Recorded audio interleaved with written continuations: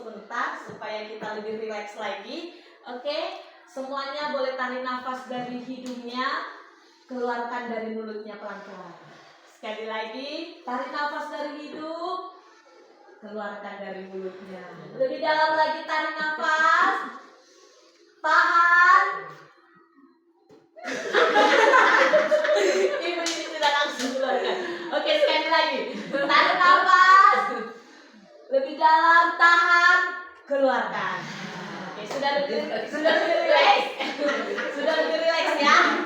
Oke, kita akan langsung saja memulai pembelajaran yang akan saya sampaikan, yaitu tentang budaya positif bersama saya Melastri Simaremare, SPD, yaitu calon guru penggerak angkatan ke-11 Kabupaten Tapanuli Utara, bersama dengan Bapak pengajar praktik saya Bapak Suharman Hutauruk MPD, fasilitator saya Bapak Heri Simanjuntak SPD GR. Baiklah Bapak Ibu, kita lanjutkan. Yang pertama ada budaya positif. Budaya positif adalah sebuah nilai kebajikan yang menjadi keyakinan dan pada akhirnya menjadi karakter atau ciri khas dari sebuah komunitas ataupun lembaga. Itu yang dikatakan dengan budaya positif. Artinya budaya itu secara singkatnya boleh dikatakan suatu kebiasaan. Ya, lanjut, yaitu budaya positif. Ada yang namanya konsep inti budaya positif terdiri dari beberapa bagian. Yang pertama, perubahan paradigma belajar. Itu yang pertama. Dan yang kedua, disiplin positif. Bapak Ibu boleh catat ya, nanti kalau ada pertanyaan ataupun yang kurang mengerti boleh ditanyakan kepada saya. Dan yang ketiga yaitu kebutuhan dasar manusia. Yang keempat, motivasi perilaku manusia. Kemudian 5 posisi kontrol guru, 6 keyakinan kelas, dan yang ketujuh adalah segitiga restitusi. Nah, yang pertama, pembelajaran dengan paradigma baru. Apa yang dikatakan? Apa maksud dari pembelajaran dengan paradigma baru? Yang merupakan pembelajaran yang berorientasi pada penguatan kompetensi dan pengembangan karakter yang sesuai dengan dimensi profil pelajar Pancasila. Nah, profil Pancasila itu apa-apa saja? Yang pertama, yaitu beriman bertakwa kepada Tuhan Yang Maha Esa dan berakhlak mulia. Dan yang kedua, berkebinekaan global, bergotong royong, kreatif, bernalar kritis, dan juga mandiri. Nah, yang kedua ada disiplin positif. Nah, budaya positif itu juga yang kedua ada dibarengi dengan disiplin positif. Apa itu disiplin positif? Disiplin positif adalah cara yang digunakan untuk membentuk sikap mandiri. Dengan pembentukan sikap anak menjadi mandiri, maka orang tua juga perlu membantu pembentukan sikap tersebut.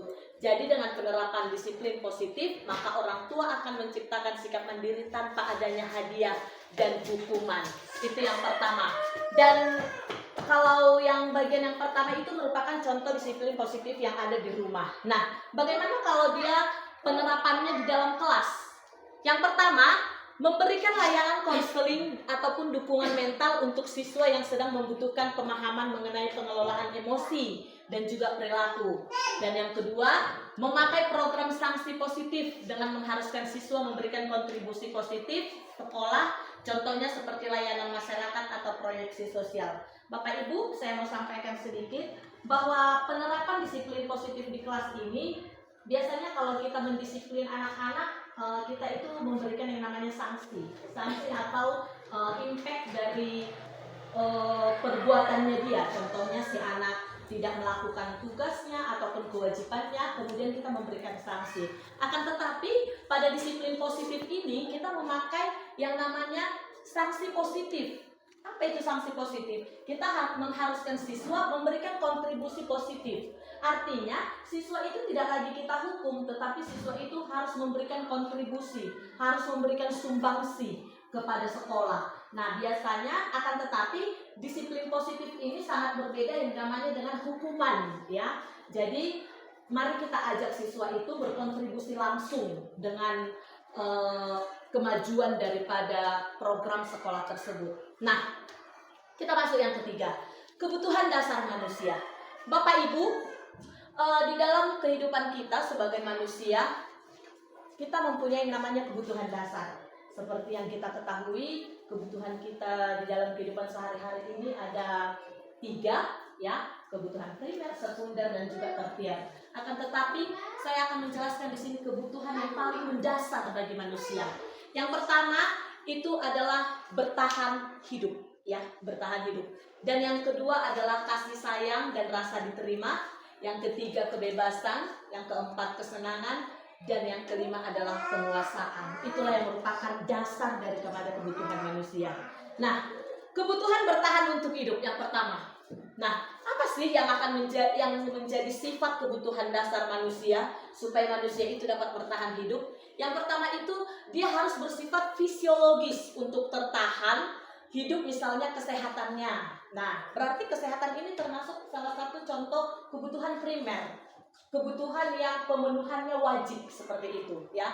Fisiologis untuk bertahan hidup misalnya kesehatan, rumah, dan makanan. Nah, seperti yang saya katakan tadi bahwa ini merupakan termasuk kebutuhan primer kita di dalam kehidupan kita sehari-hari. Nah, kemudian ada kebutuhan biologis sebagai bagian dari proses reproduksi, termasuk kebutuhan untuk tetap bertahan hidup. Nah, yang kedua adalah kasih sayang dan rasa diterima atau bentuk wujud kebutuhan untuk diterima di lingkungan kita. Kebutuhan untuk disayangi dan juga diterima meliputi kebutuhan akan hubungan dan juga koneksi sosial. Baik itu koneksi sosial antar lingkungan bermasyarakat dan juga lingkungan di sekolah kita. Nah, kebutuhan untuk memberi dan menerima kasih sayang dari kebutuhan untuk merasa menjadi bagian dari suatu kelompok. Artinya, di dalam suatu hubungan kita antara manusia, di dalam suatu komunitas. Nah, katakanlah kalau kita di tempat ini merupakan suatu komunitas, suatu gabungan yang mempunyai kesinergitasan antara si A dengan si B.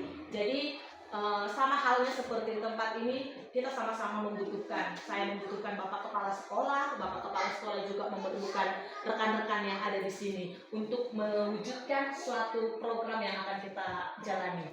Nah, next selanjutnya, penguasaan ataupun kebutuhan pengakuan atas kemampuan. Ya, kebutuhan ini berhubungan dengan yang namanya kekuatan ataupun power untuk mencapai sesuatu, menjadi kompeten sehingga menjadi terampil, kemudian dia akan diakui atas prestasi dan keterampilan kita. Setelah itu kita akan didengarkan dan memiliki rasa harga diri. Sama halnya Bapak Ibu kalau kita melakukan suatu prestasi ataupun suatu yang namanya kompetisi, apabila kita sudah meraih yang namanya goalsnya, tujuannya, kita pasti akan merasa lebih dihargai, seperti itu ya. Nah, kemudian kebebasan kebutuhan akan pilihan, kebutuhan akan kemandirian otonomi, memiliki pilihan dan mampu mengendalikan arah hidup seseorang. Anak-anak dengan kebutuhan kebebasan yang tinggi menginginkan pilihan. Mereka perlu banyak bergerak. Nah, Bapak Ibu, dengar, ada kata kuncinya. Mereka itu perlu banyak bergerak, suka mencoba-coba, tidak terlalu terpengaruh kepada orang lain, dan senang mencoba hal-hal yang baru dan menarik. Bapak Ibu jujur, ketika saya sebelum mengikuti guru penggerak, dan saya rasa juga sampai hari ini, tetapi saya akan selalu belajar dan berinovasi. Nah, kata kuncinya di sini Bapak Ibu. Seorang anak itu memiliki kebutuhan kebebasan, artinya anak itu mempunyai hak bebas untuk menentukan apa yang akan ia ambil, apa yang akan ia capai. Nah, fungsi kita sebagai guru adalah hanya mengawasi, ya, mengawasi. Seringkali terjadi di lapangan ataupun pada saat kita terjadi proses belajar mengajar, ketika anak melakukan sesuatu, acap sekali kita sebagai guru langsung spontanitas kita katakan jangan. Nah, kata jangan itu langsung mendiagnostik anak itu untuk seketika itu dia berhenti, seperti itu ya.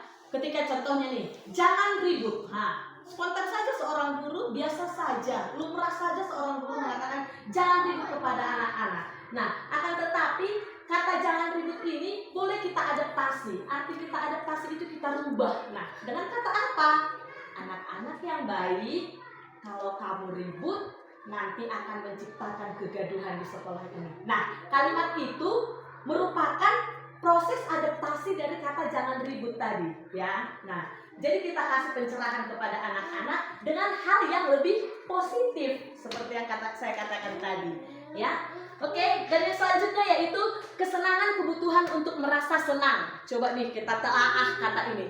Kesenangan ataupun kebutuhan untuk merasa senang. Artinya kebutuhan seorang anak itu harus merasa senang, ya. Kebutuhan akan kesenangan adalah kebutuhan untuk mencari kesenangan. Yang pertama ada bermain dan tertawa. Bayangkan hidup tanpa kenikmatan apapun betapa menyedihkan. Bapak Ibu, saya yakin kita semuanya, guru merupakan panggilan hati kita masing-masing juga.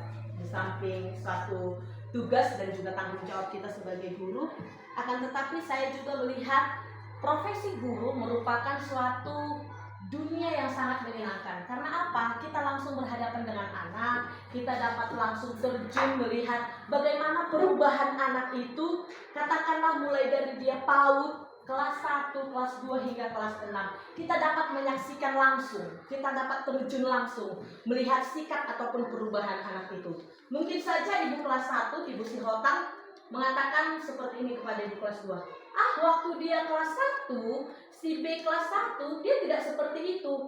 Tidak, setelah dia kelas 2 dia berubah, kata ibu Pardede. Karena apa? Karena kita sebagai guru itu langsung terjun di dalam kehidupan si anak langsung seperti itu, ya. Nah, kita masuk yang keempat. Motivasi perilaku manusia. Oke? Menurut Dian Gosling dalam bukunya Restriction School Discipline menyatakan ada 3 alasan motivasi perilaku manusia, yaitu yang pertama, ini menurut para ahli, ya. Yang pertama, untuk menghindari ketidaknyamanan ataupun hukuman. Oke, alasan motivasi itu dia. Yang kedua, mendapatkan imbalan ataupun penghargaan dari orang lain. Kita biasa itu, ya. Kalau kita sudah melakukan sesuatu, otomatis kita pasti maunya dapat impact, ya, dapat timbal balik seperti itu. Kemudian yang ketiga, untuk menjadi orang yang mereka inginkan dan menghargai diri sendiri dengan nilai-nilai yang mereka percaya. Oke, next, kita lanjutkan. Dari ketiga motivasi perilaku manusia dalam mewujudkan disiplin positif yang harus ditanamkan. Karena dengan memiliki motivasi tersebut, mereka memiliki motivasi berinteraksi, termasuk motivasi yang terpengaruh pada adanya hukuman ataupun hadiah. Mereka akan tetap berperilaku baik dan juga berlandaskan nilai-nilai kebajikan karena mereka ingin menjadi orang yang menjunjung tinggi nilai-nilai yang seharusnya. Oke? Kita masuk Bapak Ibu, yaitu ke posisi kontrol guru, ya. Bapak Ibu, ada 5 posisi kontrol guru. Ini yang akan menjadi penekanan dari pemaparan saya hari ini, yaitu tentang disiplin positif. Kita sebagai guru memiliki yang namanya kontrol. Apa itu kontrol? Artinya kita itu pemegang kekuasaan, ya, pada saat berhubungan langsung dengan siswa. Yang pertama adalah penghukum. Oke Bapak Ibu, saya kasih simbol fluid gitu. Kalau biasanya kalau wasit di lapangan sepak bola, kalau wasit sudah meniupkan fluid berarti ada yang namanya pelanggaran seperti itu, atau dia akan memberi hukuman. Bisa saja dia menarik kartu kuning, kartu merah, dan lain sebagainya. Yang pertama, guru itu yang biasanya ada guru sebagai penghukum. Yang kedua, pembuat rasa bersalah. Dan yang ketiga, ada juga guru itu yang bersikap sebagai teman. Yang keempat, sebagai pemantau. Yang kelima, sebagai manajer. Baik, kita kupas satu persatu. Yang pertama adalah penghukum. Nah, Bapak Ibu, kalau dikatakan seorang penghukum, apa yang timbul di benak Bapak Ibu sekalian? Saya mau tanya dulu nih kepada Ibu Hotang. Bagaimana perasaan Ibu ketika mendengarkan seorang guru itu bertindak sebagai penghukum? Bagaimana, Bu? Bagaimana?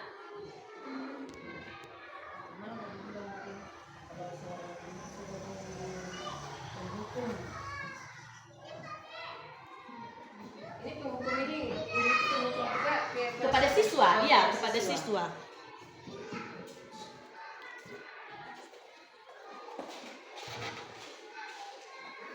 Iya, kepada siswa, Kak. Istilahnya Bu, guru itu sebagai penghukum kepada siswa. Bagaimana setuju nggak kalau ibu itu menyatakan kalau guru itu dikatakan sebagai penghukum? Saya rasa tidak, ya. Tidak, tapi sekarang kan kita Bu, kalau memang dibilang sebagai guru itu sebagai penghukum, Ya, kita tidak setuju sebenarnya. ya, Tapi menurut apanya Bu? Istilahnya kan kemana kelakuan anak didik kita itu kan. ya. Tapi kita menghukum dia untuk kebaikan Bu. Itulah tadi yang nilai positifnya itu Bu. Oh, iya, oke.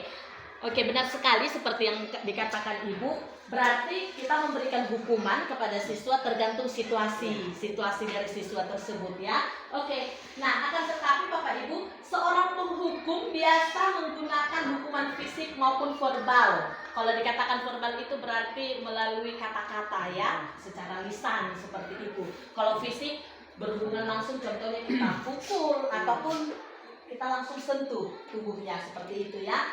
Nah, senantiasa mengatakan bahwa sekolah memerlukan sistem ataupun alat yang dapat lebih menekan murid-murid lebih dalam lagi. Guru-guru yang menerapkan posisi penghukum atau berkata, nah ini contoh-contoh kalau guru itu sebagai penghukum. Yang pertama, patuhi aturan yang saya buat atau awasi katanya seperti itu ya. Nah kemudian saya juga pernah mengatakan kepada siswa, kamu selalu aja salah. Apabila kalau anak itu sudah sering melakukan yang namanya kesalahan ya. Nah kemudian selalu yang terakhir selesai. Nah Bapak Ibu, banyak nih siswa kita yang sering kita jumpai di dalam kelas, dia itu malas mengerjakan ataupun dia itu daya ingatnya kurang sehingga mempengaruhi dia untuk kecepatannya di dalam menyelesaikan pekerjaan. Nah setelah kita melihat keadaan yang seperti itu, kita kita acap sekali sebagai guru mengatakan kamu itu selalu ya paling belakangan selesai mengerjakan tugas. Nah akan tetapi pada pembelajaran kita kali ini sebaiknya guru tidak berkata seperti itu lagi ya. Nah kita masuk ke B, pembuat rasa bersalah. Nah pembuat artinya berarti dia itu orang yang pertama untuk melakukan agar si anak itu menjadi membuat si anak itu menjadi mempunyai rasa bersalah seperti itu ya. Pada posisi ini biasanya guru akan bersuara lebih lembut. Coba perhatikan Bapak Ibu. Pembuat rasa bersalah akan menggunakan keheningan yang membuat orang lain merasa tidak nyaman, bersalah atau rendah diri. Nah, contoh-contoh kata-katanya seperti ini. Banyak sekali seperti kita kan, apalagi kalau kita orang Batak ini dikenal dengan suara yang lancang, suara yang keras. Nah, tapi di sini timbal baliknya dikatakan kalau guru yang satu ini dia itu bersuara lebih lembut katanya. Contohnya nih saya praktekkan kepada Lia. Ini sebagai siswa ya. Nah, contohnya dia ini seorang siswa yang melakukan kesalahan. Katakanlah dia terlambat datang ke sekolah. Saya ini berintonasi bernada dengan pelan sekali. Seperti ini saya katakan contohnya. Lia, Ibu sangat kecewa sekali sama kamu. Coba perhatikan Bapak Ibu. Saya menyampaikan kepada Silia dengan nada yang lembut. Tetapi kata-kata saya itu membuat Silia itu jadi merasa bersalah. Ya kan? Coba sekali lagi saya katakan. Coba. Mau berapa kali Ibu berkatakan kepada kamu? Jangan datang terlambat. Nah, saya menggunakan kata yang lembut tetapi penyampaian kepada Silia dan Lia itu menilai Silia ini menjadi saya pasti udah salah nih, ibu ini sampai ngomong seperti itu, ya, seperti itu. Oke, silakan duduk Lia. Saya coba fokus sama duduk ya. Oke, next. Nah, kita masuk ke yang ketiga. Peran guru itu sebagai kontrol, yaitu sebagai teman. Perhatikan Bapak Ibu, guru pada posisi ini tidak akan menyakiti murid, ya. Namun akan tetap berupaya mengkontrol murid melalui proses persuasi. Posisi teman pada guru bisa negatif ataupun positif. Positif di sini berupa hubungan baik yang terjalin antara guru dan murid. Guru di posisi teman menggunakan hubungan baik dan humor untuk mempengaruhi seseorang. Mereka akan berkata, ayo bantulah saya seperti itu kan, untuk ayo ingat tidak bantuan Bapak selama ini. Ya sudahlah, kali ini tidak apa-apa, Ibu bantu bereskan. Baiklah Bapak Ibu, saya akan langsung praktekkan bagaimana seorang guru itu berperan sebagai teman kepada muridnya. Nah, kalau dikatakan sebagai teman, layaknya kita berteman kepada teman kita sendiri. Artinya menjadikan murid kita itu sebagai teman sebaya, ya. Tidak menganggap murid itu sebagai bawahan kita ataupun menjadi anak yang jauh di bawah derajat kita. Tidak seperti itu. Akan tetapi kita lakukan murid sebagai teman. Saya akan memberikan contoh seperti ini. Ketika Lia contohnya melakukan kesalahan, ya, contohnya dia membuat keributan di dalam kelas, saya bertindak sebagai teman, saya akan menggunakan bahasa bagaimana seperti mengatakan kepada teman, ya. Contohnya, saya akan katakan kepada Lia seperti ini. Lia, ayo bantulah, kamu jangan ribut ya. Atau saya katakan kepada gini, Lia, kamu tidak ingat bantuan ibu yang pernah ibu lakukan kepadamu selama ini. Nah, itu merupakan contoh kalimat dari guru kepada siswa kalau dia bertindak sebagai teman.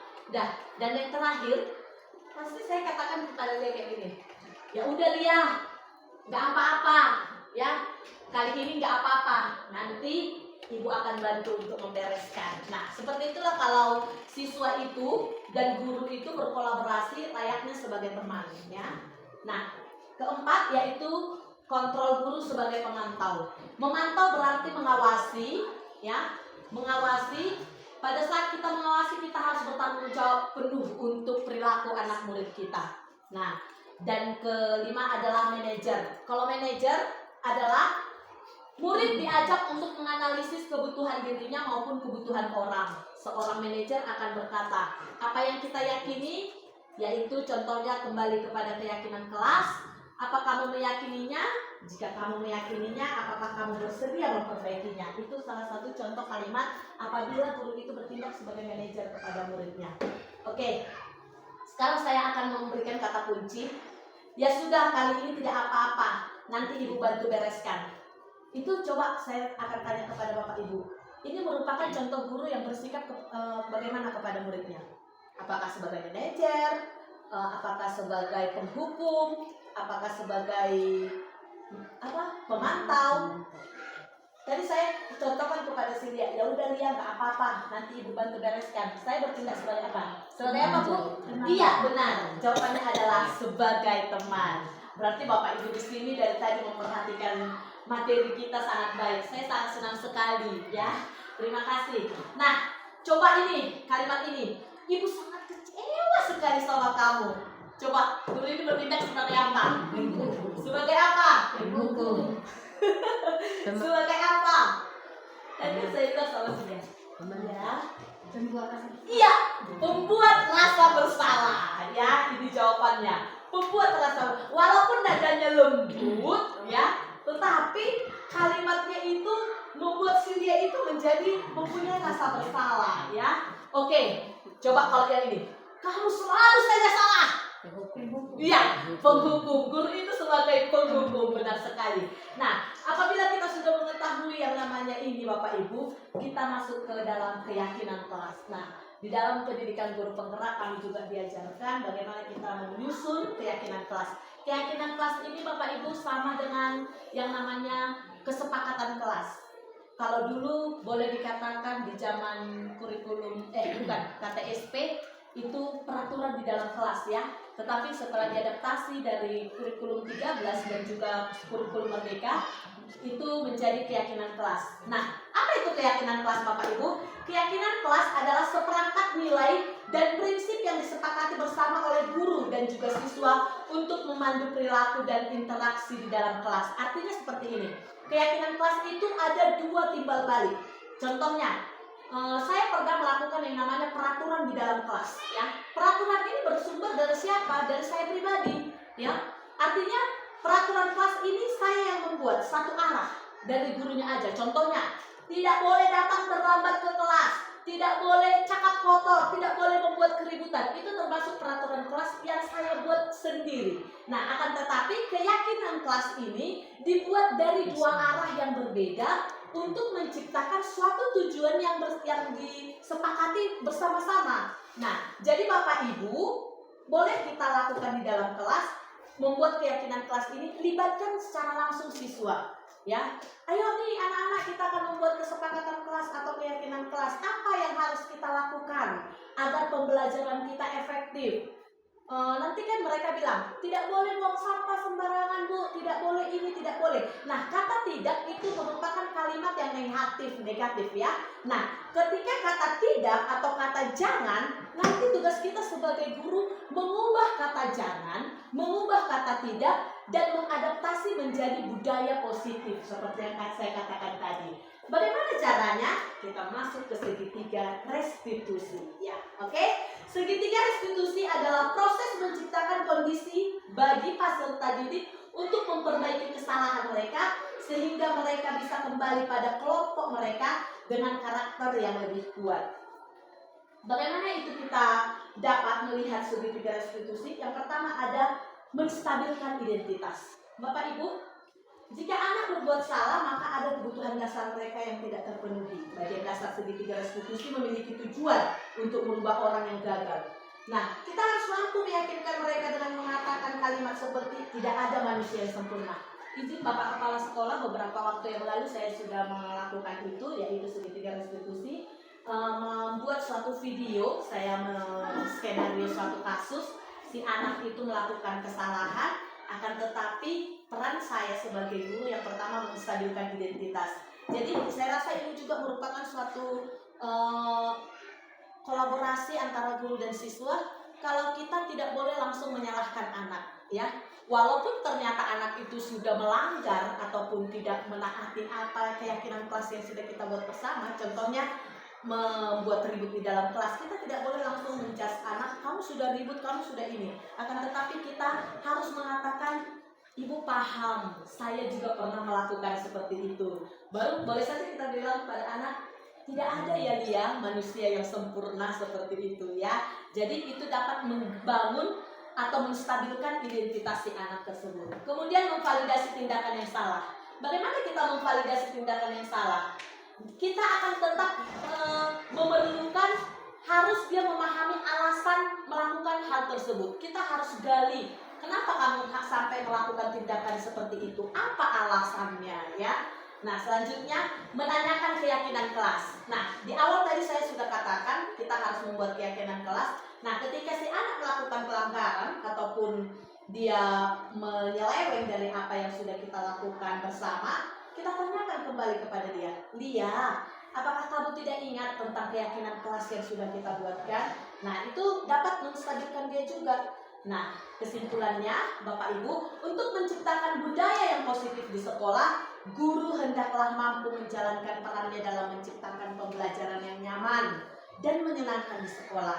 Karena budaya positif dapat mendorong murid untuk mampu berpikir dan bertindak serta mencipta.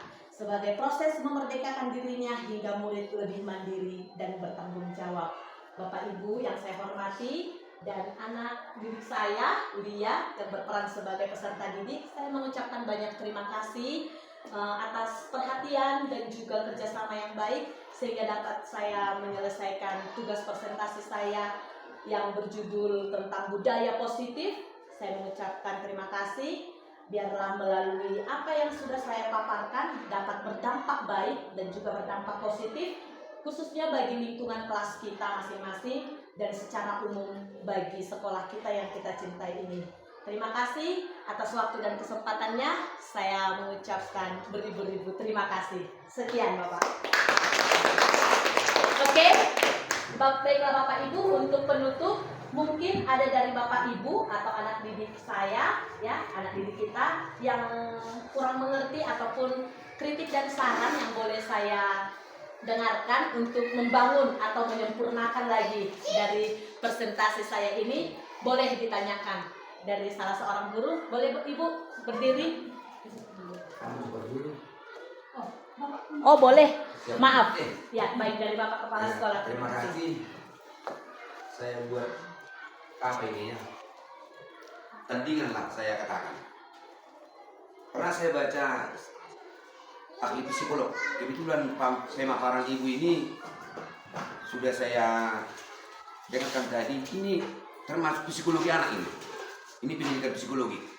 Saya mau buat pernyataan John Piaget lah. John Piaget mengatakan anak diciptakan seperti kertas. Artinya seorang guru bisa menciptakan anak itu sesuai dengan kehendak guru. Ya. Yang kedua, J.J. Rousseau mengatakan anak dibentuk dengan lingkungannya. Artinya ketika lingkungan anak itu dari sini, itulah yang membentuk karakternya. Saya mau tanya Ibu, ini hanya pembanding Ibu ya. Iya, boleh. Jangan takut Ibu. Ya. Kira-kira bagaimana cara Ibu nanti mempraktikkan inilah? Kita praktikkanlah J.J. Rousseau dengan John Piaget. John Piaget mengatakan anak seperti kertas putih yang bisa diciptakan dengan seseorang. Iya, Pak. J.J. Rousseau mengatakan anak diciptakan dari lingkungannya. Kira-kira bagaimana cara kita sebagai seorang guru lah ya, sebagai seorang guru menggabungkan kedua pendapat ini, kertas putih dengan lingkungan. Ini bisalah diterangkan sedikit lah. Ini untuk menambah wawasan kita juga nih Bu ya. Oke, Pak. Tolong mereka bicara sebentar. Oke, Pak. Oke, terima kasih. Terima kasih buat Bapak Kepala Sekolah yang sudah bertanya. Pertanyaan yang sangat luar biasa sekali. Kebetulan Pak, saya juga pernah belajar ketika kuliah dulu ya Pak. Karena kebetulan mungkin Bapak juga satu almet dengan saya di Universitas Terbuka. Ya, John Piaget tadi mengatakan anak itu sebagai kertas putih. Pada saat saya kuliah, dosen saya pernah bilang, anak itu ketika lahir, dia itu tiada noda, tiada juga dia katakanlah bersih seperti itu ya. Nah, ketika anak itu lahir dengan ketidak ada apa-apanya, jadi maksud Bapak di sini peran kita sebagai guru ya? Iya. Jadi ketika peran kita sebagai guru, bagaimana kita mendesain seorang anak itu, karena kita sekarang di sekolah dasar, jadi saya akan menerapkannya pada pendidikan dasar juga. Nah, katakanlah dia belajar di tingkat 1 atau duduk di kelas 1, ketika anak datang dari rumah tidak mengetahui apa-apa, pengetahuannya tidak ada apa-apa, saya bertindak sebagai guru, bagaimana cara saya untuk mendesain seorang anak ini agar memiliki pola pikir, agar memiliki pengetahuan. Nah, ketika itu saya membuat suatu yang namanya perangkat pembelajaran. Yang pertama itu kiatnya saya akan mengenali yang namanya karakternya Pak. Ya, yang pertama itu karakter, sifatnya dia. Dan yang kedua, saya akan mengenali anak itu dari latar belakang keluarganya, ya. Dan yang ketiga, saya akan mengenali anak itu juga dari lingkungan sosialnya. Nah, tugas saya bagaimana sebagai seorang guru? Saya akan mencari tahu dari latar belakang yang sudah saya kumpulkan. Mungkin bukan hanya saya, kita semuanya juga seperti ini. Pasti kita mempunyai kiat-kiat khusus untuk seorang anak. Pastinya seorang anak itu berbeda. Seperti yang Bapak katakan tadi, anak itu datang dengan dari latar belakang yang berbeda, dengan dari latar belakang keluarga yang berbeda, dengan dari dimensi sosial yang berbeda. Jadi kita juga sebagai guru harus menyiapkan, harus membuat suatu desain yang khusus untuk kepada kepribadian setiap anak yang berbeda. Seperti itu Bapak. Jadi itu yang pertama Bapak, ketika si anak tadi menurut John Piaget yaitu sebagai kertas putih. Jadi itu yang pertama, saya akan mencari tahu tentang latar belakang anak dari lingkungan keluarganya, lingkungan sosialnya. Setelah saya mendapatkan rangkuman ini tadi, saya akan membuat contohnya. Kalau si anak berasal dari keluarga, dia dari keluarga broken home, saya akan menciptakan kepada anak ini sebagai guru, memberikan dia yang namanya pertama sekali kasih dan sayang. Seperti itu. Mungkin saja orang tuanya tidak memberikan kasih dan sayang, tetapi saya akan berusaha untuk mengcover anak ini bagaimana supaya dia nyaman belajar dengan saya. Nah, kemudian tadi langsung ya Pak dengan lingkungan, ya kan Pak? Nah, tadi Bapak Ibu percayalah, seorang anak itu terbentuk yang pertama sekali itu dari dasar keluarga. Bagaimana keluarga itu, bagaimana cerminan keluarga itu juga lah yang akan menjadi cerminan anaknya. Meskipun tidak semuanya ya, meskipun tidak semuanya, akan tetapi pada umumnya seperti itu.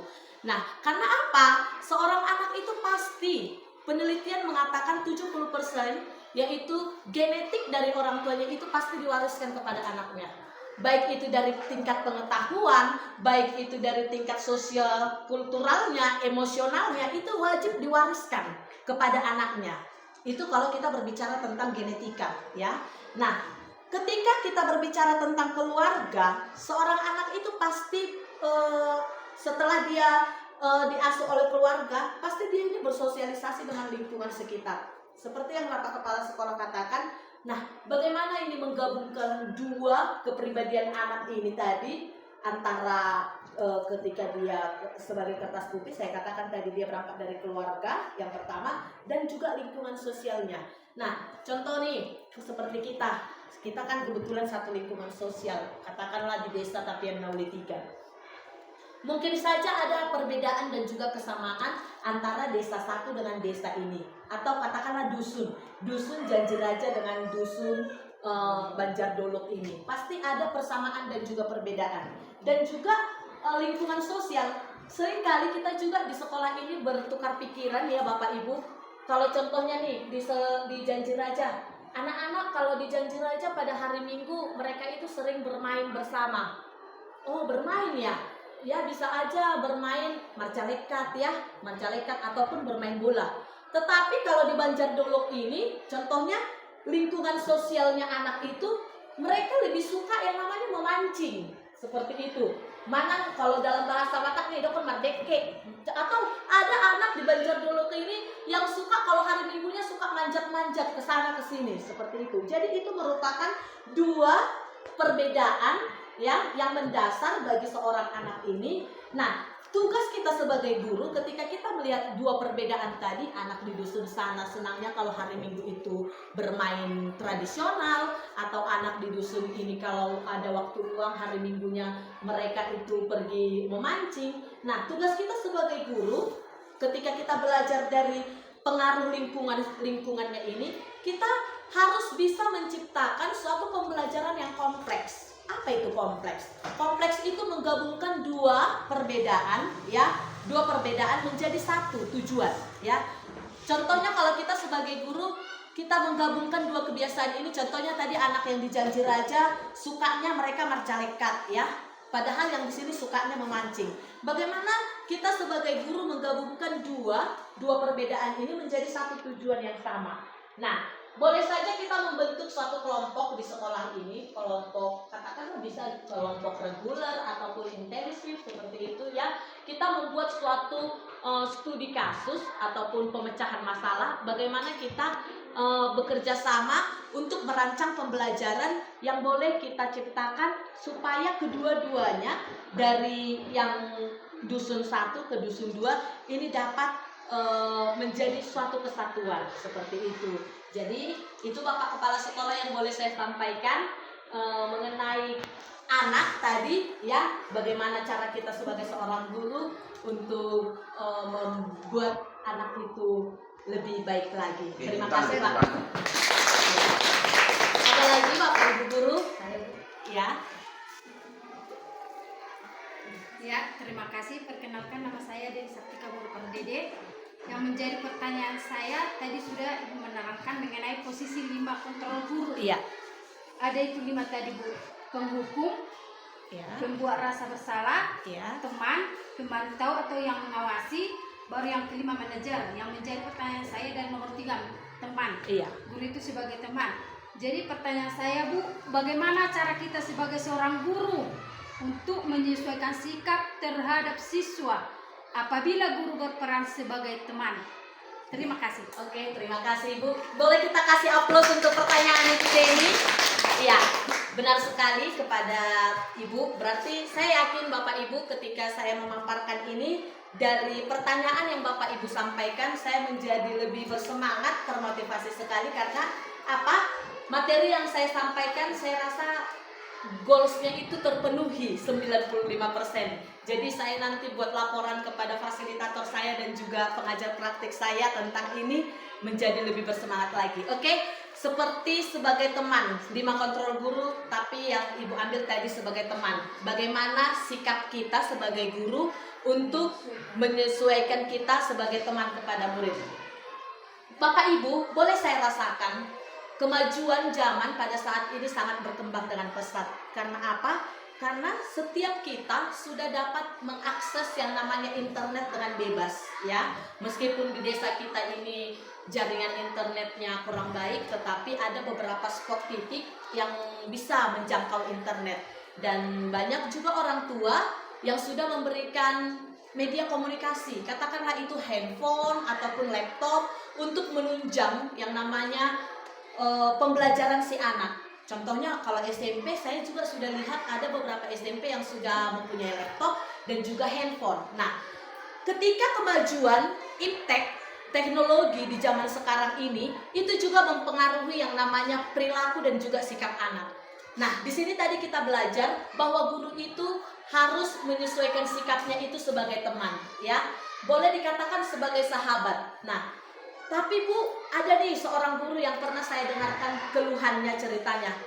Kalau kita bersikap sebagai teman kepada anak, lama-lama si anak itu melunjak. Bisa ya kita dapat feel-nya. Contohnya, saya buat dia ini sebagai teman.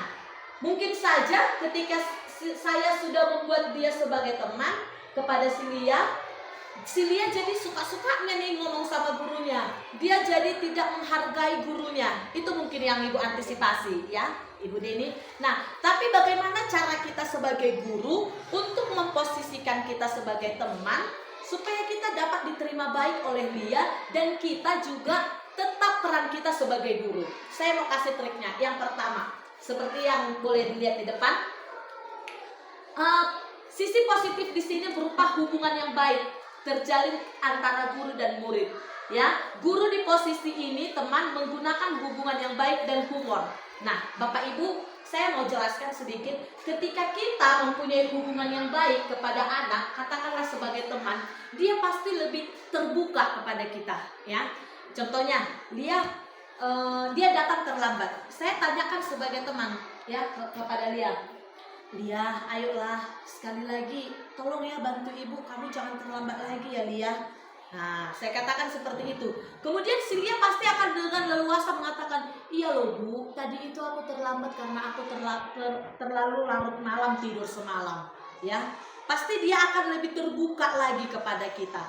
Akan tetapi perlu kita tekankan di sini kepada anak didik kita bahwa tidak selamanya guru itu sebagai orang yang ditakuti. Jadi itu boleh menjadi suatu acuan kepada kita. Yang pertama itu kata kuncinya, mempunyai hubungan yang baik kepada anak. Jadi saya rasa itu yang boleh saya dapatkan Ibu Deni atas pertanyaan Ibu. Bagaimana Ibu? Apakah sudah bisa diterima dengan baik? Ya, saya sudah bisa menerima. Oke, kita berikan aplaus untuk Ibu Deni, Bapak Ibu. Oke, mungkin ini untuk anak didik kami, Lia. Coba, ada yang mau ditanyakan Lia? Jadi Bu, sebagai siswa apakah saya dapat memantau guru atau mengawasi guru? Oh, oke. Tepuk tangan dulu untuk anak kita Lia. Oke, pertanyaan yang baik. Tadi kalau Ibu Deni tadi mengatakan tentang teman, guru itu berperan sebagai teman. Nah, ternyata si Lia menanyakan tentang pemantau. Artinya si Lia ini menyatakan, Bu, nggak selamanya lah guru bisa memantau siswanya. Saya juga yang berperan sebagai siswa, saya juga berhak dong memantau guru. Itu ya kira-kira pertanyaannya ya dia. Nah, oke, saya akan jawab. Memantau ini kata lainnya kalau di bahasa Indonesia itu bisa diartikan sebagai mengamati ya Pak. Bisa ya, mengamati. Ternyata Bapak Ibu, kita sebagai guru ini seringkali ditiru anak.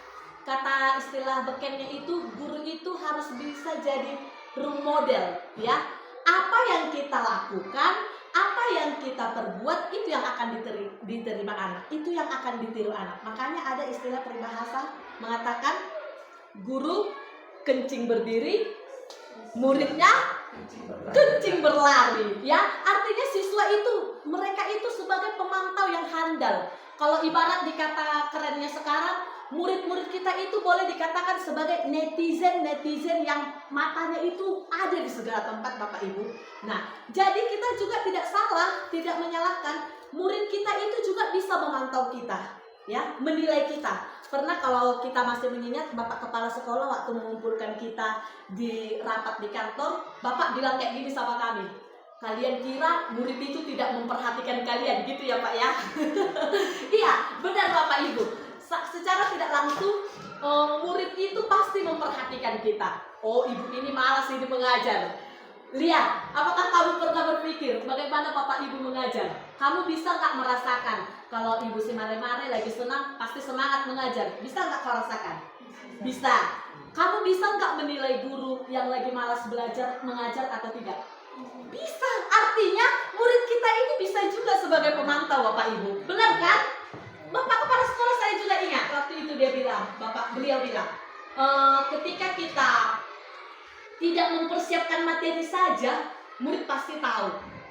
Ketika kita bertanya kepada murid, pembelajaran apa kita hari ini? Murid tahu kalau kita tidak punya persiapan. Jadi pertanyaan yang sangat baik sekali. Jadi untuk jawabannya dia, siswa juga dapat berperan sebagai pemantau. Artinya kalian juga berhak untuk menentukan sikap, untuk menentukan nilai berapa Bapak Ibu guru yang akan mengajari kalian. Ya, oke sampai di sini paham ya? Oke, jadi untuk pertanyaannya Silia, bisa nggak murid sebagai pemantau kepada gurunya? Jawabannya sangat bisa. Karena saya yakin kadang juga anak-anak ini lebih pintar dari Bapak Ibu gurunya. Bahkan saya yakin karena kebetulan seperti yang kita tahu, kita semuanya juga punya anak ya. Pasti cara mengajarkan kita kepada anak berbeda dengan Bapak Ibu gurunya. Saya punya anak Bapak Ibu, seperti yang kita tahu, Rahel dan Kesia saya ampun sekali mengajari di rumah. Pernah suatu waktu mereka bilang seperti ini percaya, Mama kan gak guruku, dia bilang seperti itu. Dia hanya ingin diajari sama gurunya aja, ibu kelas 2, nggak kayak gitu dibilang ibu kelas 2, dia bilang seperti itu. Jadi berarti di sini saya mengartikan anak-anak itu bisa juga sebagai penilai dan juga pemantau. Ya Bapak Ibu, jadi bagaimana Lia? Sudah bisa menjawab dari pertanyaan yang kamu berikan? Sudah? Oke, berarti kamu sudah paham, oke? Oke, kita berikan waktu untuk kita hari ini. Terima kasih Bapak Ibu. Demikianlah presentasi yang boleh saya paparkan, yang boleh saya berikan kepada kita semuanya melalui yaitu penerapan budaya positif yang boleh kita lakukan di lingkungan kelas kita, untuk ruang kecilnya di lingkungan kelas kita dan secara umum ataupun global demi kemajuan sekolah kita yang kita cintai ini. Akhir kata saya mengucapkan terima kasih banyak atas atensi dan juga dukungannya kepada saya. Sekian dan terima kasih. Ya. Oke, terima kasih.